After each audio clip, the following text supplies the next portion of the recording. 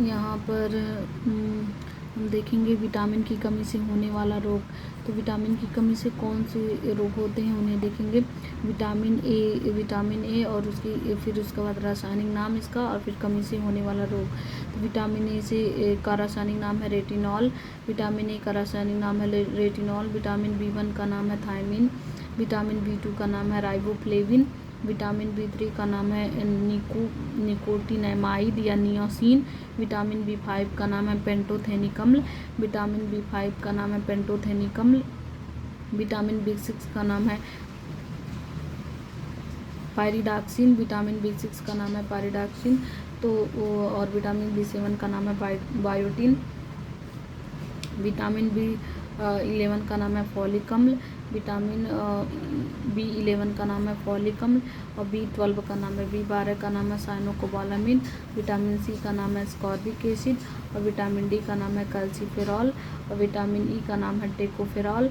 और vitamin K phylloquinone. तो फिर यहाँ पे देख लेते हैं फिर से एक बार। विटामिन ए रेटिनॉल होता है और विटामिन ए रेटिनॉल होता है रतौंधी संक्रमण का खतरा, जीरोप्थैल्मिया बेरी में होता है इसकी कमी से होने वाला रोग। और विटामिन B1 थायमिन होता है, बेरी B1 का है। विटामिन B1 थायमिन होता है, इससे बेरी होता है। विटामिन B2 राइबोफ्लेविन होता है, इसमें जो है त्वचा फट जाती है। विटामिन B2 में त्वचा फट जाती है, आँख लाल हो जाता है और जीवा फट जाती है, जीवा का फटना। फिर उसके बाद B3 को कहते हैं निकोटिनामाइड या नियोसिन कहते हैं। विटामिन B3 की कमी से होने वाले रोग पेलेग्रा होता है, त्वचा पर दाग हो जाते हैं, या 4D सिंड्रोम होता है। पेलाग्रा होता है, त्वचा पर दाग जैसे हो जाते हैं पेलाग्रा में, या क्रोडिक सिंड्रोम होता है। ये किस वजह से होता है? विटामिन B3 की वजह से होता है। विटामिन B5 की वजह से पेंटोथेनिक अम्ल होता है। विटामिन B5 पेंटोथेनिक अम्ल होता है। बाल सफ़ेद हो जाता है, मंद बुद्धि हो जाना। तो ये किसकी वजह से होता है? विटामिन B5 पेंटोथेनिक अम्ल की वजह से होता है। विटामिन B6 पायरिडॉक्सिन होता है। विटामिन B6 पायरिडॉक्सिन होता है। एनीमिया होता है, इससे त्वचा रोग होता है। तो विटामिन B6 से क्या होता है? पायरिडॉक्सिन क्या होता है? एनीमिया और त्वचा रोग होता है।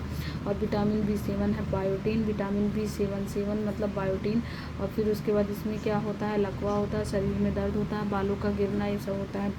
फिर उसके बाद विटामिन B11 होता है, फॉलिक अम्ल। विटामिन B11 होता है फॉलिक अम्ल, इसमें एनीमिया होता है, पेचिस रोग, ये सब होते हैं विटामिन B11 में। विटामिन B12 में है साइनोकोबालामिन। विटामिन B12 में साइनोकोबालामिन होता है, इसमें एनीमिया होता है और पांडु रोग होता है विटामिन B12 से। तो साइनोकोबालामिन, एनीमिया, पांडु रोग ये विटामिन B12 की वजह से होता है।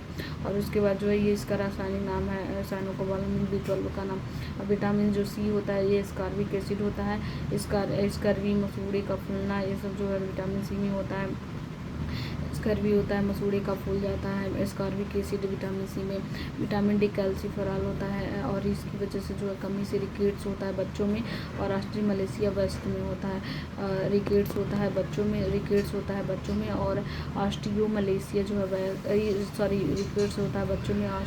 ऑस्टियोमलेसिया जो होता है वो होता है वयस्क में होता है।